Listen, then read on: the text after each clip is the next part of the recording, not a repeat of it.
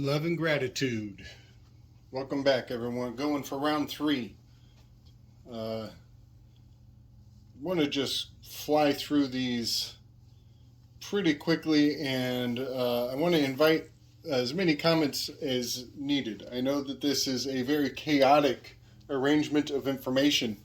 As I was adding these tarot cards to their corresponding numbers, which I'll start bringing forward here, it occurred to me that I should have done all of this first. This is actually a really good rough draft for what could be a more organized process. I could actually take all of my ideas and rearrange them according to the tarot and then see how my ideas would stack if I followed the sequence of the tarot. So please disregard the general location and the spatial orientation of this, and understand there's nothing. I'm not trying to say anything obscure. This is just how the information came out of some of my notes in no particular order. So, but something occurred to me as I was watching that last video. I actually started this board putting the cipher in and then writing out Mercury Hermes Trismegistus over here. It was one of the first corners I started building on, bringing ideas forward. And one of the last things I wrote on this board when I was putting it together was over here with HMT, hand mono tools. And I just want to point out, Mercury is the trickster, is the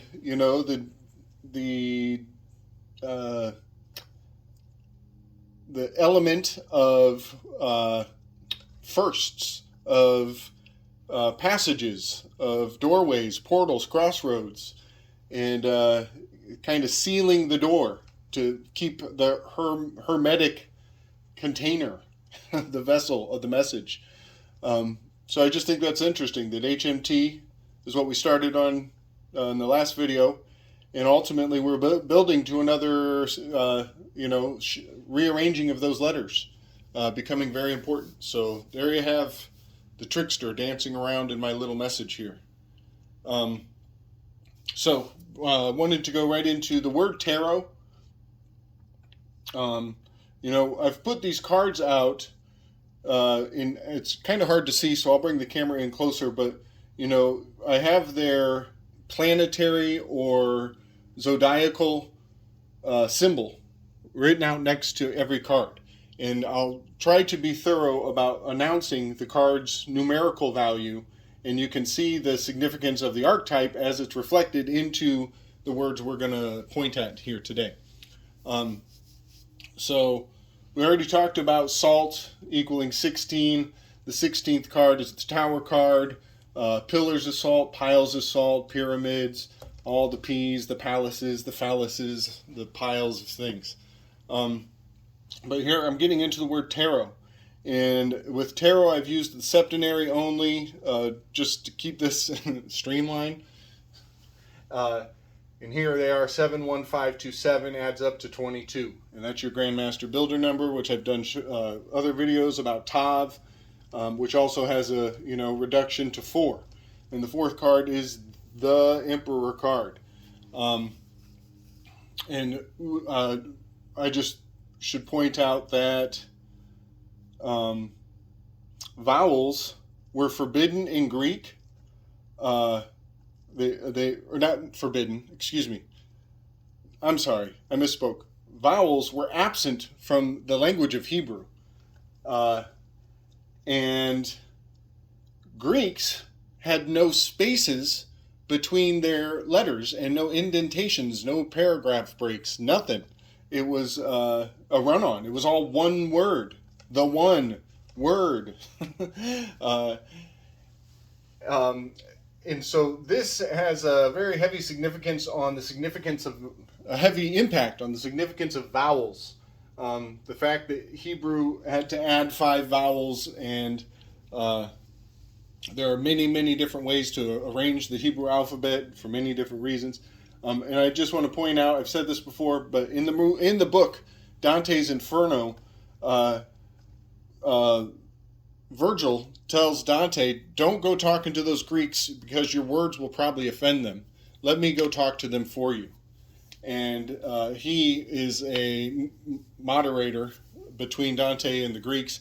And I think that has much to do with the nature of the Greek language, and might even hint towards, part of, the French being so linguistically protective and so easily offended by the mutilation of their dialect. Just kind of a modern day reflection of that concept. So I just wanted to put that out there because often you will see vowels being treated differently and consonants being even more important, or it's kind of, you'll see that the vowels are subject to alteration. You can interchange vowels, and in that context, look at the word tarot backwards. It's almost the same word, and the only words that give the variation are the A and the O. And when you start doing things like that, things will start to stand out. You'll think to yourself, well, isn't that interesting that it's a 1 and a 2, and a 2 and a 1? And what is, in this, in what way does this all add up to, the significance of the 4 and the emperor and the crossing over? These little patterns, these dances that the consonants and the vowels will do, will start to bring out its own archetypal significance. So I just want to point that out because the Emperor card sits on an equinox, and there is a flipping, crossing over, a portal, a pathway, the 2 T's, making an arch for you to travel through, to trabajar, tav, having to do with initiation and tavila. So that was quite the rant. I'm going to try to move forward from there, but there is much to learn just in the plain sight. How many levels of insight you can have staring at a word that is, quite possibly an anagram for many other things, and also a mirror, inversion, a flip. The word's not coming to me. I'm going to move on to the letter K. We're going to talk about the King James Bible, the KJV. In his day, they probably didn't call it the version. They just called it the King James Bible, KJB maybe. So that V came later. It was, more, not with its original intention, but just to point out, K is 11. We've talked about this before. A couple fun little facts about 11. 11, I believe, is the symbol of Hermes. You get the magician with the 1. And the 11th card is Justice up here. So you got the 1 at the beginning. You got the 1, 1, flipping genders as you go into 2, which is female, Eve, even. So the letters AKA equal 1-11-1. 1111. A mirror of K. America. K. 1111. A clock. Just some real fun indicators of, Hermes, the 1, the holding down the gateway, the holding the staff, the caduceus.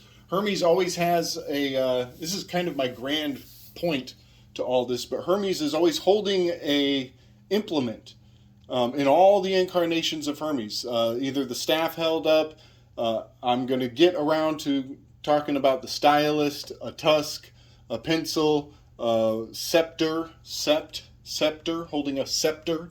Hermes is always holding some sort of implement. Here's your Hierophant, H, number 8. So yeah, Hermes is reflected in almost all of these cards in various ways. But moving forward, so the KJV, you do the numerology for that, and KJ is 11-1. And when I see 111, 3 1s, I know that there's a high probability of real high vibrations going on. That is a harmonic frequency. I could do a whole video just on that. But just understand that 3 ones in a row is very significant to the magical square of the sun. It also points to 36, 360 degree circle. But you add the 1, and the 1, you get the 3, right? And then you take that V and you have a 22, and there you have that 322. So 322 is the skull and bones. A lot of people will tell you KJV is, Masonic is a mofo. Very true. It's also the spring equinox, though. So just bear that down. And you add everything together, you get that 7. The 7 is the Masonic G, the grand geomantic God in the sky, whatever you want to say that is. But it's also the Chariot card. 7 is the Chariot card. So real quick, how is the Chariot and the Tower related? Because Chariot is 7, Tower is 16, but they both, 16 reduces to a 7. How is the Chariot and the Pillar related? I'm going to leave that out as a question for people, and I'll return back to that one. And I'm going to have another quiz question in a future video. But just tell me, how do you see the Chariot and the Tower being related? Because they are in certain ways, in certain contexts. And some might be a little more fun to think about than others. So I want to point out the 3 and the 2-2. 2-2 becomes the 4, We're dealing with that Tav, the tarot, V, Tav. So you put this triangle on top of that square and you get a house, a tower. You build a tower. But you could add them together and you could get a 7-sided structure. And so I built this little septagon, and put a little 7-pointed star in there. What was that? A septagon. Seppointian, I don't know.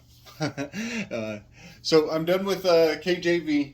I want to point out Klaus Schwab. He's trying to, KS has the same reduction as the KJ. And so I just want to point out, he's trying to ride high on this King James reset. He wants to reset. It's time for a new king. And it's just, it's unspeakable. It's absolutely unspeakable. That's for sure. So yeah, he's trying to throw some signs up, and I'm calling him out. He ain't nobody's fucking king. All right. So getting done with him, washing our hands, literally, spit on the ground. All right. I want to point out that the 1 is the 11th card, which is the Justice card. So here you can see some kingship, King James. It is a female to some degree. Could be it's kind of androgynous. It's got the scales, which is justice. KJV is the foundation of law. And it's got the sword, which is the Bible, the Word, living Word. And I want to point out, a lot of people know this, so forgive me for, spieling on things you already perceive. S is the only number in ordinal that requires double reduction. And that makes it special. S, special. It needs reduced twice. The 1 plus the 9 adds to 10, and it still needs reduced again to go to a 1. And that makes it, it's a double. It's doubling back on itself. It's the sine wave. It's the frequency. So S is very special. A lot of people perceive that already. I'm not telling you anything you don't know. So moving forward from the 11, from the Libra, the card of justice, you got that strong L sound in the word 11. And the next one becomes 12. So we are on that bridge from here to, what is it, 12th? Hangman? I think this would be the Hangman is number 12. All right, so jumping into the next series of names, titles throughout history with sacred alphanumeric value. We want to talk about Hermes Trismegistus and how this name Trismegistus would probably upset a lot of Christians if they weren't deeply studied enough. This is the name of the visitors at the birth of Christ. They were called the three magi from the east. Tris, Magi, Ist.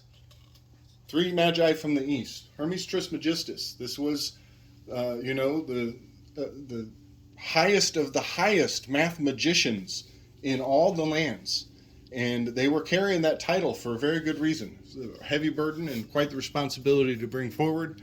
To some degree, we all are carrying that birthright. And that's part of what we're talking about right now. Much love and respect. Send me some feedback. Give me the thumbs. Much love.